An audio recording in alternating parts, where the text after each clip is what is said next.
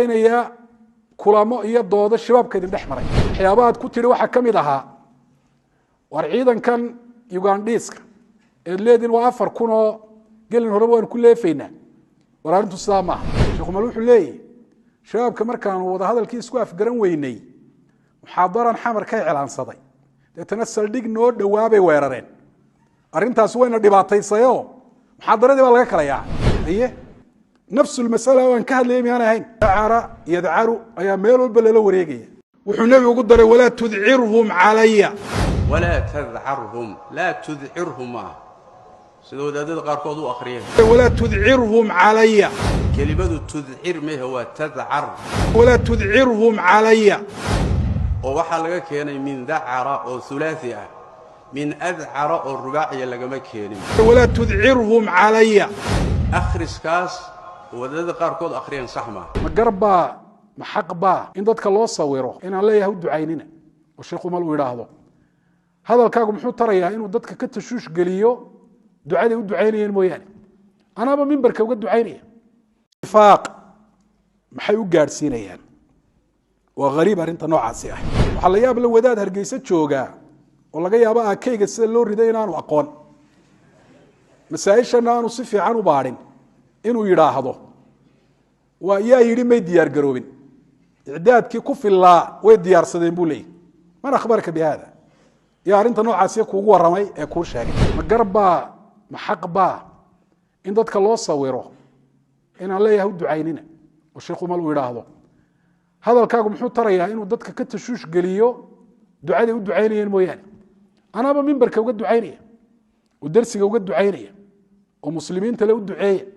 سيتاسي دعاء وتشوش قليل حتى هذا يقول قيمة إسنان لهيد إن قلدا يهود ويررتي ويرر كانوا عاصية أي مفسدو مصلحة كوي المسلمين توقسوا تشيدين ما إرادين مر هذا يقول مر كورا خلط قلين يعني الله نصرين حتى هدو اعتقاد كيو كاهان لا والسيدا يقول عدان لهيد ومسلم كوينو مر كورا خلط قلين ودقال أنا مسلحة كتيرين وبلعبي مسلمين توقع حرمايان ونصرينتيس وحال ورانا يا أستاذ الشيخ مليري كل بوي ديمانيين كل بوي ديمانيين من الدليل بقى هذا ديمانيين ما ديمشوا هذا لسي كردينية تسلط اليهود على المسلمين وكذلك سائر الكفار مركي هورا الشيخ ملوان يعذر داري وحنس لها ولا سؤال شو بقى اللويدي وعدة مسألة كهذا الشيء يسوي مو دقيسة لكن مرلباتك مركو موضوعي كو مقلي iyadoo sida ay muuqato khudbadaydii dambe u dhageystay waxa ay cadaatay in arinta noocaasi ay tahay mid uu bareeray sagliftiisa waxa codadka ku jirta sheekhu malow adoo ka sheekeynaya kulamo iyo doodo shabaabka idin dhex maray waxyaabaha ku tiri waxa kamid ahaa war ciidankan Ugandhiiska ee leedin waa 4000 oo gelin hore waan ku leefeynaa war arintu saama sheekhu mal wuxuu leeyahay shabaabka markaan wada hadalkii isku afgaran weynay muxaadaran xamar ka cilaansaday deetana saldhig noo dhawaabay weerareen arintaas wayna dhibaataysayo muxaadaradii baa laga kala yaacay نفس المسألة وان كهد لي ميانا هين هذا weeraraan gaalo adigu aaminsaneyd in lala dagaalamo oo ay ka dhalatay adiga iyo dadkii muxaadarada ka dhageysanaya halis ku galeen hadda iyagu ku yiraahdaan ka waran war anagu waanu jihaadayna halista doonaysan galao shuhada de noqonaysaanay dhinta deeraadaan maxay jawaabtu noqonaysaa maada yakunu aljawaab waxa kale oo isweydiin leh dhulka islaamka ee gaaladu ay haystaan aad bay u badan yihiin qaar sheekhu mal aad uga agdhaweyna way jiraan hore isaga iyo itixaad iyo ictisaam ay u fatwoodeen in laga jihaadana waa jiraan kuwa dagaalkoodii maxaa loo joojiyay ila waa dhul islaam oo gaal ay haysateen waxa muuqata sheekha fataawadiisa iyo mawaaqiftiisa iyo hadaladiisu inay yihiin kuwa غير mustaqira dadka caamadi hadaan fahmahayn oo marba muujada cusub ee loo saaro oo ay la qabsanayaan dadka culimada iyo dadka talabatu cilmiga way fahmayaan mawaaqifta kala duwan iyadoo xaaladu ay tahay aad bay u muuqataa taas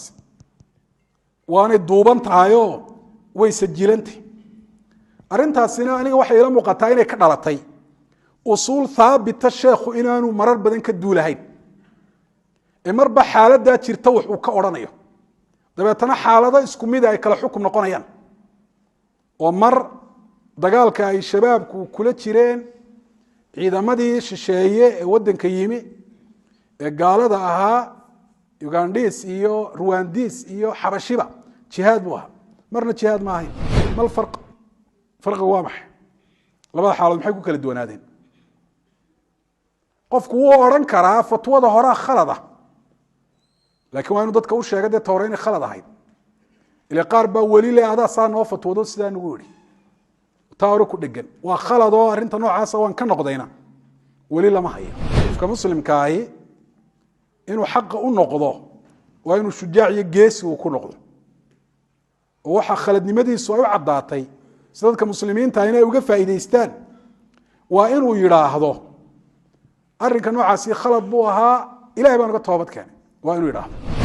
shabaabku mar mujaahidiin bay ahaayeen iminkana waa khawaarij ama way ka ag dhowyin labada farqiga u dhaxeeya ma kii horuu ka noqday sheekh iyo ragga la midka ahi oo kan dambaa saxa mise laba qowl buu masalada ku leeyahay suu shaafici masaa'isha qaarkood laba qowl ugu leeyahay in baarlamaan mar la takfiiriyo oo gaalnimo lagu xukumo kuwo kalena aan la takfiirin maxaa farqiga labada u dhaxeeya waa maxay waa in dadka muslimiinta ay u caddaato ma ansaxayso qaطcan qofku marba xaaladdaa taaganuun waxa wixii ay ula muuqatay inuu idhahdo waxaa masaa'isha dhacday ka mid ah oo dadka qaarkood aad ugu soo celceliyeen iyagoo tasliyo masalada iga dhigaya qolada ictisaamku hujuum aan loo kala hadhin bimacnaa dad badan ay ka qayb galeen markan masaladaa ka hadlay inay ugu soo qaadeen haddii khalad cad aan ku dhacay waxba may ahaateen oo qofku hadduu khaldamo in la radiyaa waa arrin sax anigase waxba iga dhibi mayso ilaahay baa quwatu taxamul ii siiyey ruduudda la radinayo haddii aanan taxamuli karayna mar horaan iska dayn lahaa masaa'ishan ka hadlaya ka hadalkeeda oo aan ka carari lahaa